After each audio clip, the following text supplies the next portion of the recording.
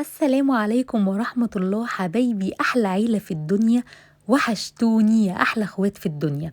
قبل ما نبدأ الفيديو بتاعنا نذكر الله ونصلي على رسولنا الكريم صلى الله عليه وسلم. طبعا انتوا شايفين الفيديو بتاعنا النهاردة روتين مليان أحداث ومليان حاجات كتيرة، فطلب منكم يا أخواتي يا حبايبي تعليق جميل منكم وما تنسوش اللايك الجميل.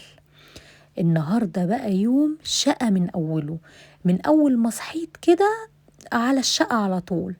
الواحد بيجيب حاجات كده لنفسه يا جماعة. أنا قلت طبعا في الروتين اللي فات إن أنا يعني حابة ألم في الشقة حاجة حاجة كده قبل رمضان، علشان خاطر لما يهل علينا كل سنة وانتوا طيبين يا حبايبنا تبقى الشقة نظيفة والدنيا كويسة. بس والله أنا عاوزة أقول لكم على حاجة من الحاجات الأساسية اللي بتحصل كل يوم. الواحد من كترها مش عارف يخلص الحاجة، يعني مش عارفة أخلص الشقة. يعني مثلا عندي موال الغسيل ده، والله الغسيل ما بيخلص. أنا عايزة أقول لكم ده غسيل هو كم منشور أنا لميته علشان أنشر غسيل غيره. وطبعا كان في تراب في الجو بقى وكده، فاضطريت ان انا بعد لما لميت الغسيل اضطريت ان انا اغسل المنشر واكنس بقى البلكونة وامسح السور بتاعها من التراب. لان انا شايفين العمارة اللي هناك اللي هي ورايا دي تعتبر وراها في يعني حتة صحراء كده كبيرة. عاوزة اقول لكم من اي شوية هوا التراب عندي بيكون حاجة فظيعة. هي يعني صحراء كده كبيرة ولسه ما اتبنتش، فدوت بقى اللي بيخلي التراب عندي في الشبابيك وفي البلكونة بيكون باستمرار كده. غير بقى لما بتكون منطقة مثلا كلها سكان وما فيهاش تراب كده. يعني انا بصراحة كنت في شقتي القديمة لا ما كانش فيه تراب قوي كده، علشان كانت خاطر منطقة بقى كلها عماير. لكن لما جيت سكنت هنا كده من كام سنة، لا التراب عندي هنا بيجي بسرعة جدا. حتى بصوا السور ده لما بدخل على طول امسحه بلاقيه مليان تراب كده. بس عامة يعني أنا جبت الغسيل علشان خاطر بقى أنشره. يعني كده لمينا الغسيل ونشرنا غسيل ومسحت البلكونة نظفتها. فكل دوت بياخد من اليوم. يعني لو مثلا عاوزة أعمل حاجات كتيرة بحس إنه لأ، في أساسيات لازم تتعمل. غسيل عايز يتنشر أو يتلم، غسيل صحون، كنس الشقة بالمكنسة. كل دي حاجات أساسية الواحد بيعملها كل يوم. غير بقى لو جنبيها كمان أكل فده بيضيع يومي على الآخر. بس الله المستعان النهاردة الحمد لله والشكر لله قدرت أعمل حاجات كتيرة جدا وأنجزت إنجاز كبير جدا في الشقة الحمد لله. اكتبولي بقى انتوا كمان في الكومنتات مين بدأ يعمل حاجة في شقته أو خلصتوا ايه ولسه ناقص لكم ايه. ربنا معانا يا رب يا حبايب قلبي جميعا إن شاء الله.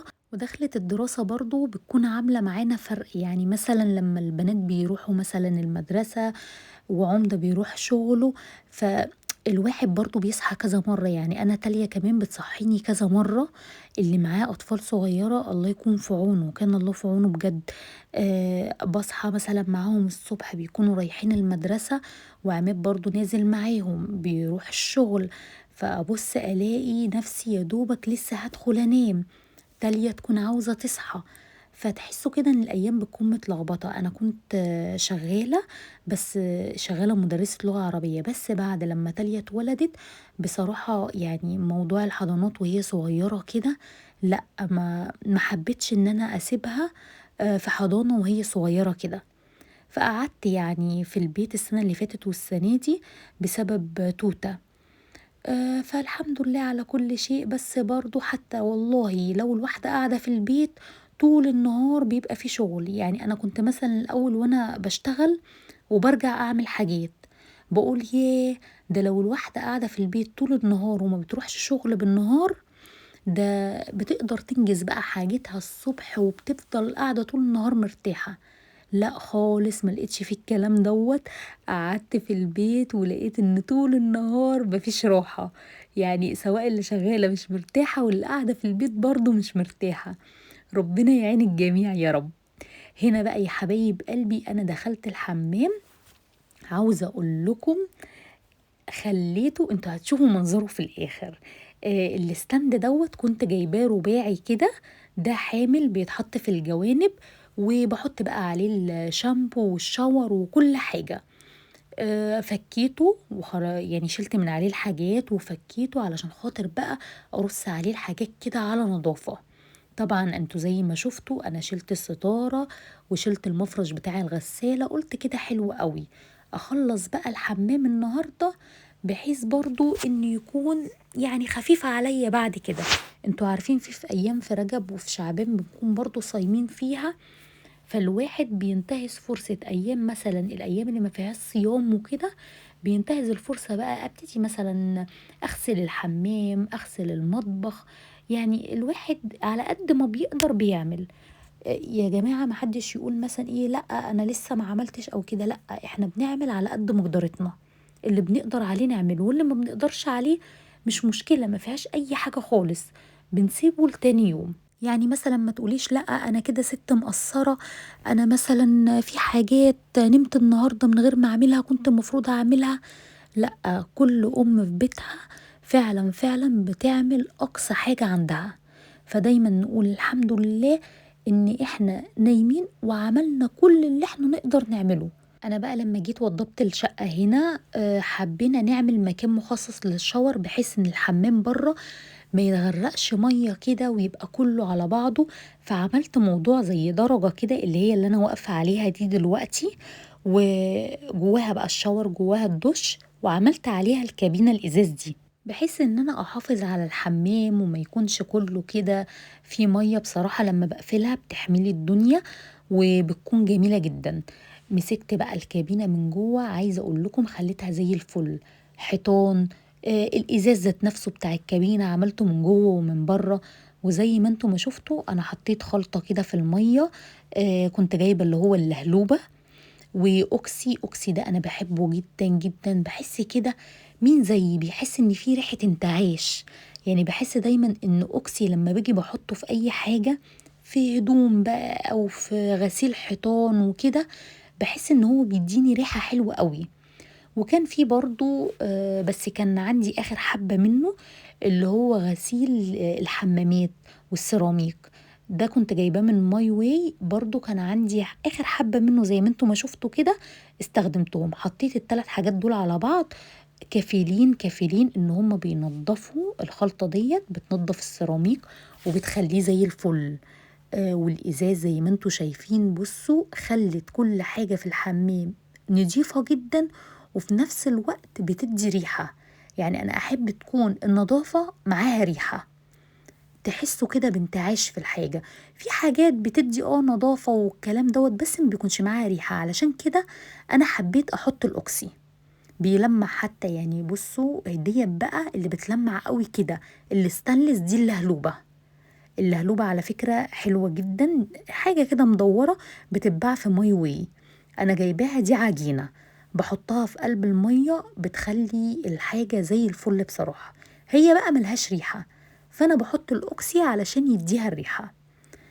وهنا بقى أنا مبسوطة قوي، يعني أنا عايزة أقول لكم برص الحاجات وأنا سعيدة، لأني يعني يعني المكان بقى نضيف وبقى جميل. حطيت في الرف اللي فوق حاجتي أنا وجمانة وحنين، شامبو، بلسم، زيوت. الرف اللي تحتيه دوت رصيت بقى الحاجات بتاعت عمدة، وناديت له بعد ما خلصت وقلت له بص يا عمدة، الرف التاني دوت ده بتاعك، حطيت لك فيه الشامبو وفوم الحلاقة وكل حاجة. واتمنى يا حبايب قلبي تكون الروتينات بتعجبكم وتكون بتحفزكم كده وبناخد افكار من بعض.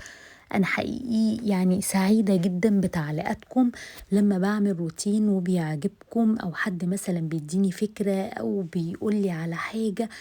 صدقوني انا بعمل الحاجة ديت مش علشان خاطر مثلا تصوير او كده، لا بعملها علشان خاطر اخواتي، بعملها بحب.